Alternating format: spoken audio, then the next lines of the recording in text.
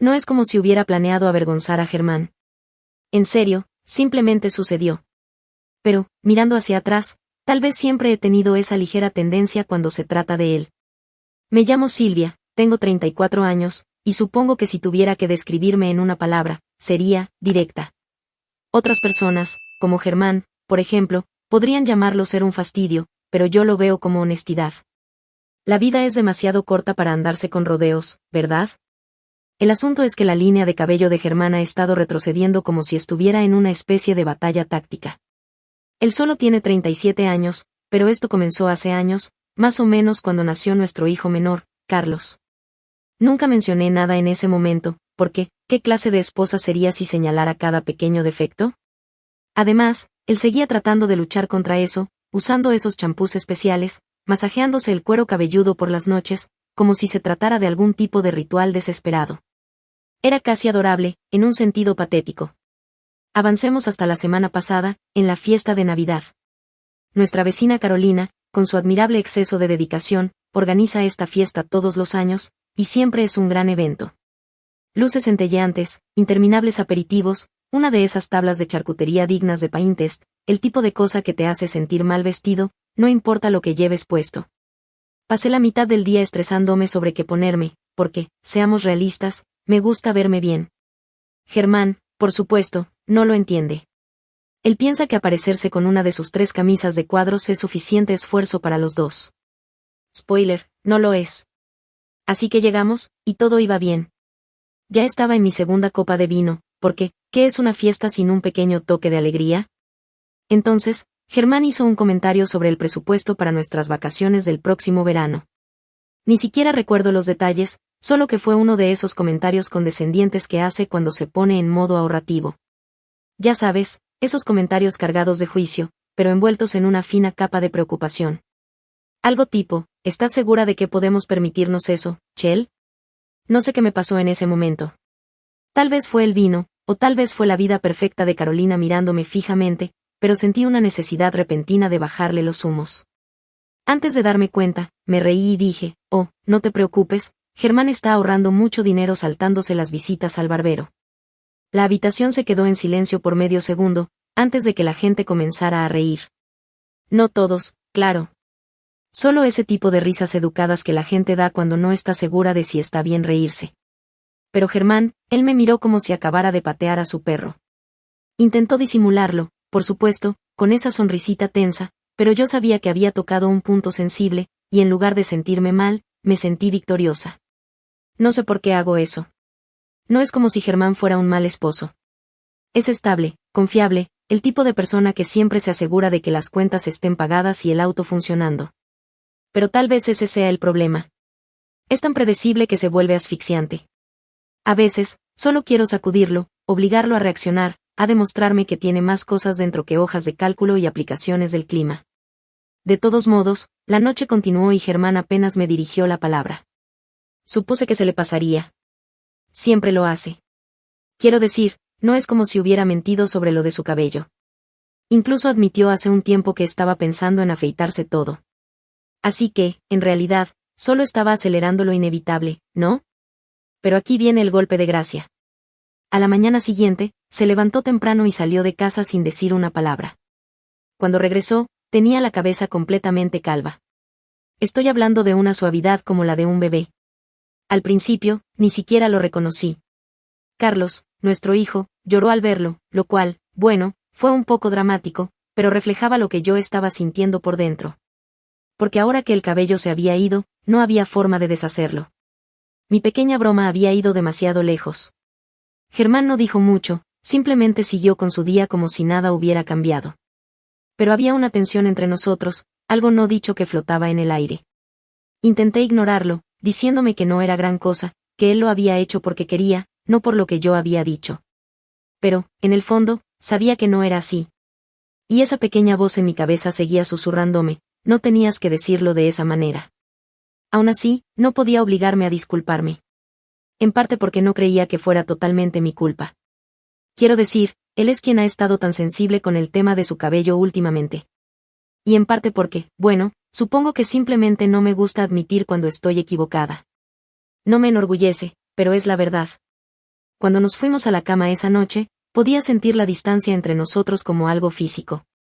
No me dio el beso de buenas noches ni se volteó a su lado habitual de la cama.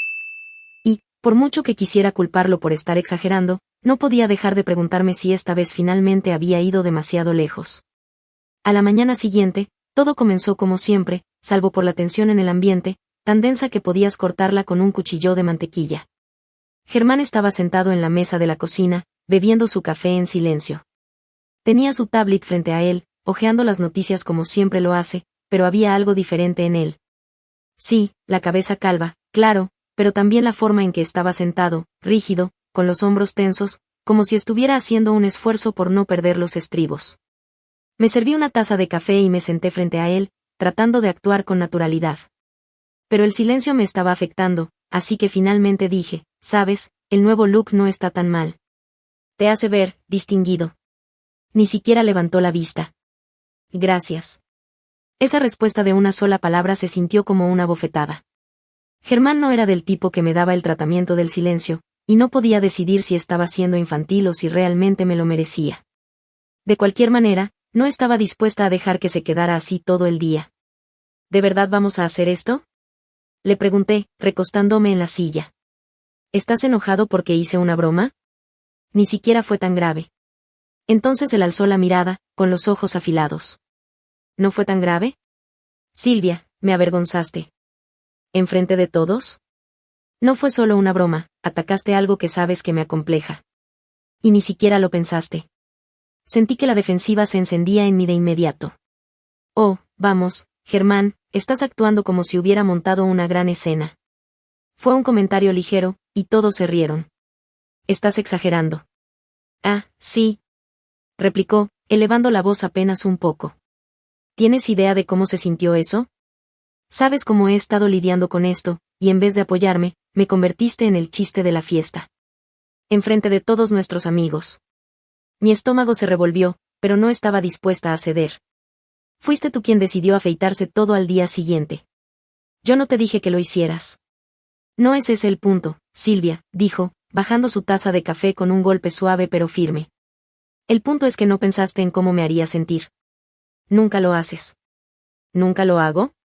¿En serio? Repliqué, alzando las cejas. Sí, continuó él.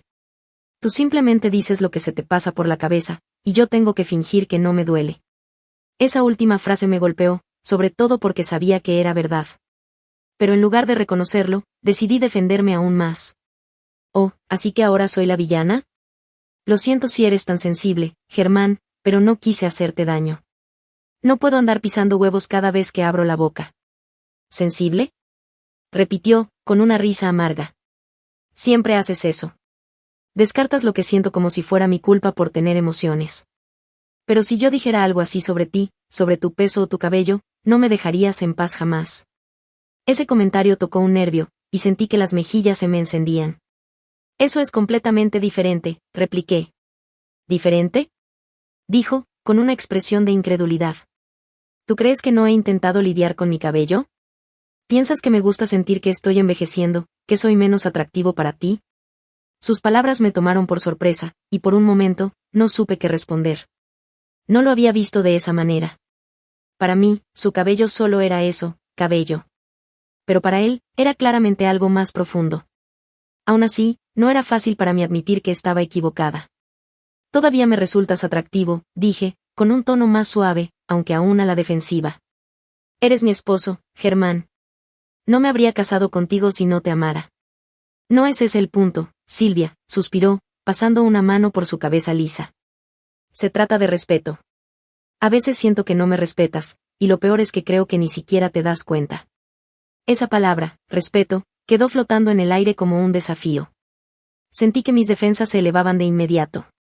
Eso no es justo, respondí, cruzando los brazos. Yo sí te respeto. Solo que, no sé, Germán. No soy del tipo de persona que endulza las cosas. Sí, lo sé, dijo en voz baja. Siempre lo he sabido. Pero es diferente cuando eres mi esposa, cuando la persona que se supone que debe apoyarme es la misma que me derrumba. Sus palabras me golpearon como un puñetazo al estómago. Abrí la boca para responder, pero no salió nada. Porque, por una vez, no podía retorcer su lógica para justificarme. Tenía razón. Lo había avergonzado, y ni siquiera había pensado en cómo lo haría sentir. Solo quería ser graciosa, tener ese pequeño momento de gloria por ser la persona más ingeniosa en la habitación. Y, al hacerlo, lastimé a la única persona que debía proteger. Aún así, en lugar de disculparme, escuché cómo salían de mi boca las palabras: no quise herirte, Germán. Pero no puedo cambiar quién soy. Si no puedes manejar eso, tal vez el problema es tuyo. El momento en que dije eso, lo lamenté. Pero Germán solo me miró por un largo instante antes de asentir, como si finalmente hubiera renunciado a intentar hacerme entender. Se levantó, tomó su taza y salió de la habitación sin decir una palabra más. Me quedé sentada allí, mirando la silla vacía frente a mí, con una mezcla extraña de culpa y desafío. Parte de mí quería correr tras él, pedirle perdón y prometerle que mejoraría. Pero una parte más grande, la parte que odiaba admitir que estaba equivocada, me mantuvo inmóvil. Porque si me disculpaba, significaba reconocer que tal vez Germán no era el único con defectos. Y aún no estaba lista para hacer eso. El resto del día transcurrió en un incómodo silencio. Germán y yo nos evitábamos como dos extraños en un autobús lleno de gente. Él se mantuvo ocupado en el garaje, probablemente trasteando con sus herramientas o reorganizando sus impecables cajas etiquetadas, mientras yo alternaba entre desplazarme por el teléfono y limpiar el salón de manera distraída. Me decía a mí misma que no lo estaba evitando, pero en el fondo sabía que lo estaba. No estaba segura de qué le diría si intentara hablar con él. Para cuando llegó la hora de la cena, había decidido ser la persona madura. Bueno, mi versión de ser madura. Me disculparía, no porque creyera que tenía toda la culpa, sino porque quería dejar todo esto atrás. Odiaba la tensión, y francamente, no me gustaba la idea de que Germán pensara que no me importaba, aunque no estaba del todo segura de si realmente me importaba. Entró en la cocina con el rostro impasible. Serví el plato de espaguetis que había preparado y lo coloqué frente a él.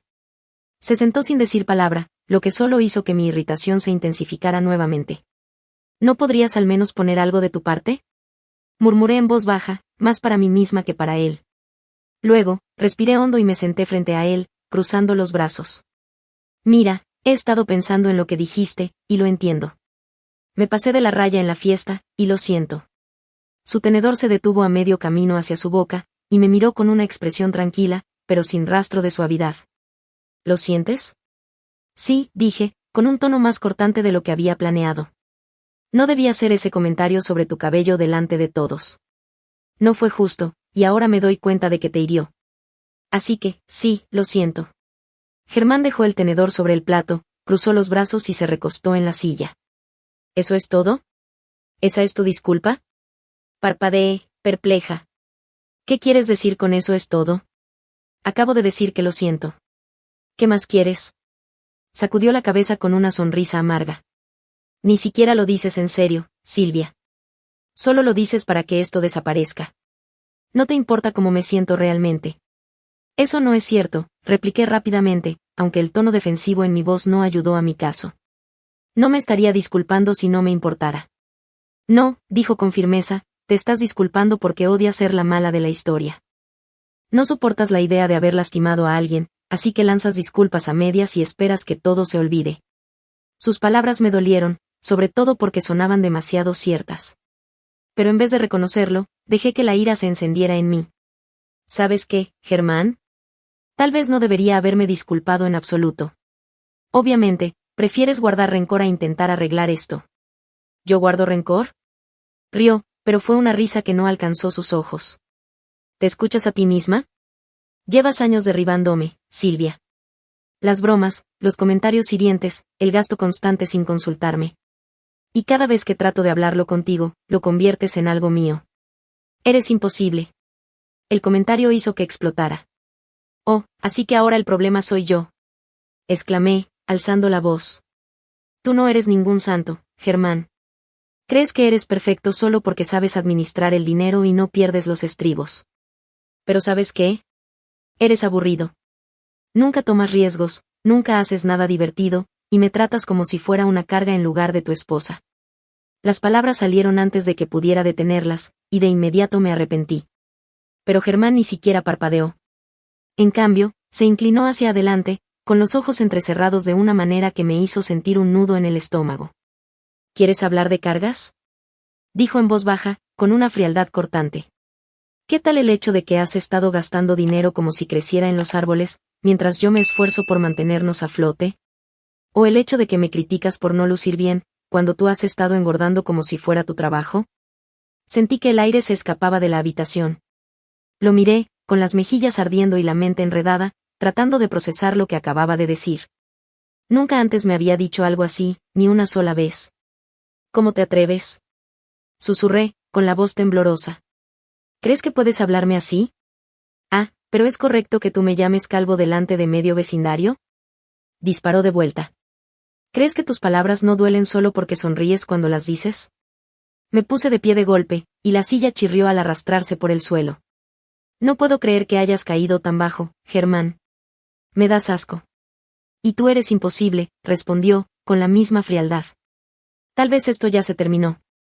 Sus palabras quedaron suspendidas en el aire, y durante un momento, ninguno de los dos se movió. Mi corazón latía con fuerza, pero mi orgullo no me dejaba retroceder. Tal vez lo esté, dije, con un tono helado. Quizá deberíamos divorciarnos y poner fin a esta miseria.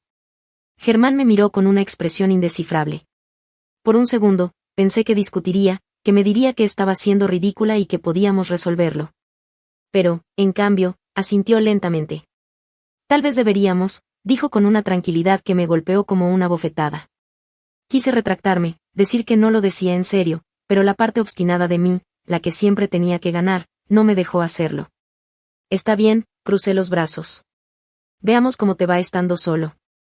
Créeme, dijo, levantándose y saliendo de la habitación, será un alivio. La puerta se cerró de un portazo detrás de él, y sentí una oleada de arrepentimiento tan intensa que casi me derriba. No quería un divorcio, no de verdad. Pero ahora las palabras estaban dichas, y no tenía idea de cómo deshacerlas.